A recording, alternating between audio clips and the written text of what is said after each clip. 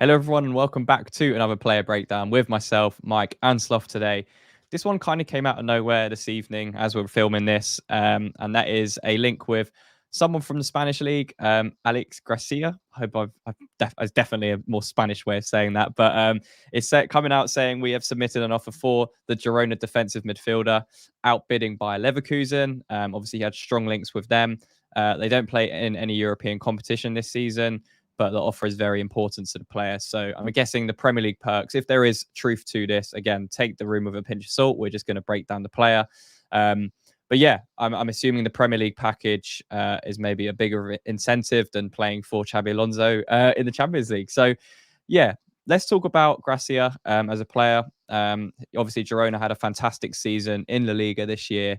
And yeah, he was definitely a mainstay playing in that defensive midfield position, and it's probably reason why he's attracting interest from across Europe.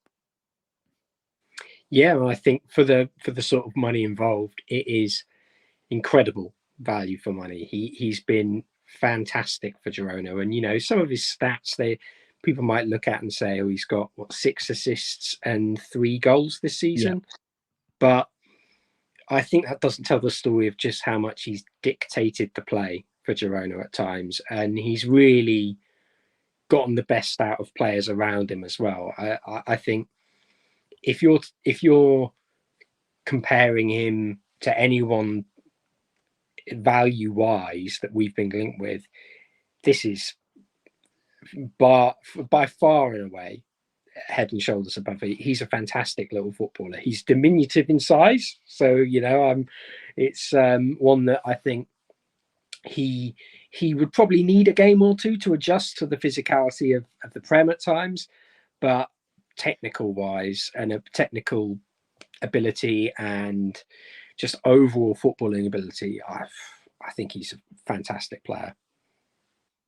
Mike, what are your thoughts on Garcia? Obviously, he's been as Sloth was saying there, he's been that kind of dictator player in the middle of the park for Girona this season. And as we take a look at the statistics here from this season, obviously he's been very good as well. Like you say, those forward passes really high up there, progressive passes as well, winning his duels. So at age 26, is this a move that would interest you?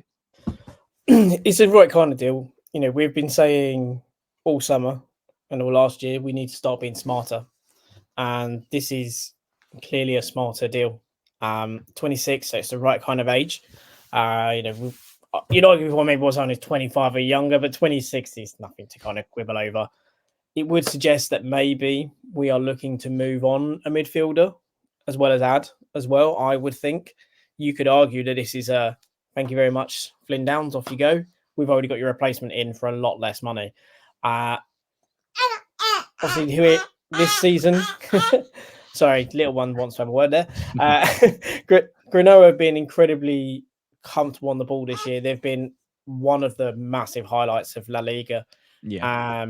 Savio was someone that we kind of mentioned the other day when we was talking about our current interest with a Brazilian who's had everything go on today in the press. But again, having a player who can dictate and play like this is incredibly important. We've gone for this type of player before in Lobotka when he was at Celta Vigo. Didn't kind of work for us. Went to Napoli, absolutely bossed, especially in the year when they won the league. We've also tried it again with Zielinski. I believe it was Zielinski who was at Napoli as well. Exactly the same type of player. A player who can sit in the middle and dictate play. Maybe don't score many goals. Don't maybe do many assists. However, they are vital because they hold the play. They keep things ticking over. Look at the likes of Toni Kroos and Modric. How many goals and assists did they come up? And yet they're talked revered. They're not, posting, near 20 assists or goals in a season. They're not posting, that even as a combination in most of the time.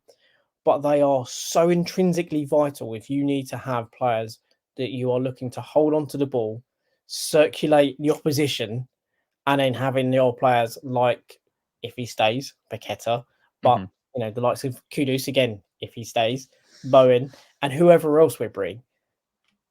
That is the type of player that you want because it's going to dictate and rotate the opposition as much as it is going to kind of help you to essentially defend with the ball. And that's something that I think we all want to see a bit more of us defending with the ball as opposed to defending without it. Yeah, 100%. Who would you guys say he's most similar to that we've seen in West Ham in recent seasons playing in that midfield role? Who would you compare him to? I don't think we can. Lanzini? In recent seasons, no. I mean, if you cast your mind back maybe to Alex Song when he was on fire in that season, maybe then. Not a bad shout. I think he's obviously a bit less defensive, but it's that similar sort of ability on the ball, happy to get stuck in, but also can dictate the play. I'd probably say that's the same sort of level. I think Lanzini showed glimpses of it, but not the overall package as such as like the tough tackling and willing to get stuck in. And I think that's one of the things that, as I mentioned, he's a small player, but he is happy to do that dirty work, a little bit like Verratti or something like that. Maybe not as defensive minded, but he can really recycle the possession, and he can, as Mike said, look to circumvent their defense with a pass. He's a fantastic little footballer, and if we had Alvarez, him, and if Paqueta is banned, yes, someone like that. I mean, that's an incredible three. Well, just looking at his passing, like you say there, passing is obviously one of his key attributes. And, you know, the stats he's pulled off this season, when you look at those percentiles, compare him with the other players in the top 5 leagues in midfield, he is a fantastic passer of the ball, whether it's short, whether it's long passes, whether it's medium range, you know, passes into the final third, just under 9 per game, progressive passes, you know, 8.50 per game. You know, like you say, it's not always about goals and assists. And I think this is the type of player where you say, okay, this is the player that you do not define on goals and assists. And it's important, again, when we've said about in the last one, when we was talking about Luis, that when you look at statistics, people can get hung up on it. And those statistics are phenomenal. There's no other word for it. It's absolutely phenomenal. The fact that he's in the 90th percentile or thereabouts for pretty much every single one of those passing stats is just an insane idea. When you think about the final third, 97 percentile, amount of passes he's completing as well. And these are long passes as well. So that means about switching, changing the direction of play, moving the ball forward at a much quicker pace and over a longer distance. You know, the amount of passes that he's completed and attempted, it's just a nuts number. And the most important thing, what it points to more than anything, is actually the style he's been playing in. And what the style he's been playing is this incredibly patient, possession-based football that also has great moments of injecting pace and changing the kind of play. And they are quite very good in transition as well. But what not only does it point to what the team do and the style he has there, hence why he's maybe lower in the goals and assists, because that's not part of the central, the game plan is not built around him doing that. Game plan is built around what we're seeing there in that snapshot. But the important thing that it does show is he excels massively in that framework. And if we can replicate that framework with him and that game plan, you have a player that you know can excel within it. And that is something that is to be excited about, regardless of whether you know him, whether you've seen much of him. That kind of idea, and again, we talked about how data's driving West Ham to identify players. It's a smart piece of identification. Yeah. I think these are the type of players as well. You look at someone like Palacios at Leverkusen. It's a similar style of player. He's a level above. Love Palacios. I want him for ages. He's a level above, in my opinion. He's that bit more rounded.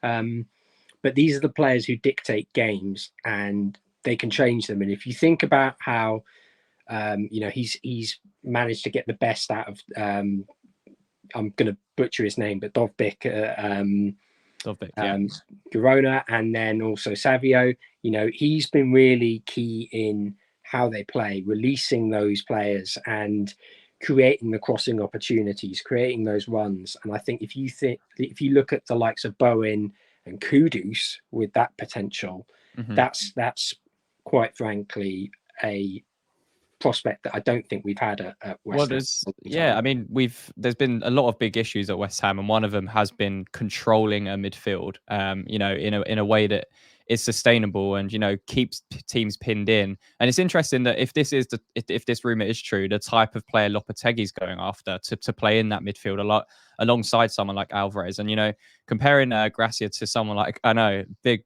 shout, but Tony Cruz, you know, you can see similarities here in the statistics. But yeah, that's just a comparison from La Liga.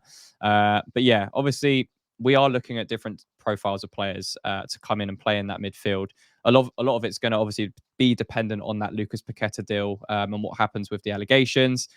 But to be honest, I think the idea is pretty clear under Lopetegui. He wants younger players mixed with experience, mixed with that technical aspect to come in. And, you know, we do need that technical ability in that midfield. I think, you know, Ward-Prowse and Souček, they offer solidity, but they don't really offer that. Like we say, when we were looking at those passes, it's progressive, it's penetrative, it's keeping things ticking along. If you're looking at someone like Souček, they're less impactful from dictating. Obviously not a dictator, that's not his game. And Ward-Prowse as well, he's not someone that's going to drop deep and dictate game, or if he is asked to do it, he'll play the safe option kind of sideways. So it's a different type of player. Like you said, I don't think we have anyone very similar to Gracia right now, which why it makes it an interesting move. Yeah, completely agree. And I think in terms of players that we've had, like in the past, you know, I mentioned Alex Song, and also maybe Scott Parker is fairly comparable to him. I think in terms of he's less of a ball carrier than Scott Parker was, but it's that same sort of drive and ability to find passes and get the best out of players around him. That value for money wise, I mean, we'll talk about the realism of the transfer in a bit, I'm sure, but I think he's just such a fantastic footballer, a bit like Santi Cazorla at times as well. And I Great player. I think if you have someone like Alvarez next to him as well, it just completely shores up your defense. It will be a massive change. Even if we say add a couple of centre-backs, strong centre-backs, I think we'll see a massive change in just the solidity of that back line next season. Yeah, 100%. And yeah, as a good segue into it, actually, Slough. So we always give our kind of what we would rate the transfer if it pulled off and for what fee. So how high do you think you guys would go for this fee is question one. And question two, out of 10, what would you rate this transfer? I think he's got a release clause, I think, at 12 million euros. So obviously, if we were, arguably, you can activate that and you can talk directly to the player. That's how it works in Spain. You activate that. You don't even have to go to the club. You just go to the Spanish FA, say, here's 12 million quid. Let me talk to the player. And that's how it happens. I would imagine, I think we're talking about 16 million euros. So that would suggest that we want to spread out the payment terms. Yeah. Which again is smart. I think 16 million euros is a good deal. I don't think you're going to find probably many players of that ability for that price. And it would allow you as well to move on, say, Flynn Downs for 20, 25 million quid. I would assume we're looking as high as we can go with Flynn Downs, and then give you change. You know, the only other players out on the market, arguably for that kind of fee, is Yusuf Fofana, and the other one is Kepram Thuram. They're the only two players really around that kind of price, if we're led to believe what is being put out by media, that are comparable in terms of the ability that they can have and the kind of transformative effect it could have on our midfield. And that's the important thing. We need to transform the ability in our midfield to control, to manipulate the opposition, and to just be better in possession, because that is the thing that we have been one of the weakest things on for many a year. And it also takes the burden off the likes of Paqueta, which I think is very important. Should he stay, obviously. But I think it's very important that we take pressure off of certain players and to give more outlets in possession. Yeah. Slough, what would you rate this transfer out of 10 if we could pull it off? If we can get it done for 16 million euros, that's a 10 out of 10 in my opinion. I think it's a really, really great deal.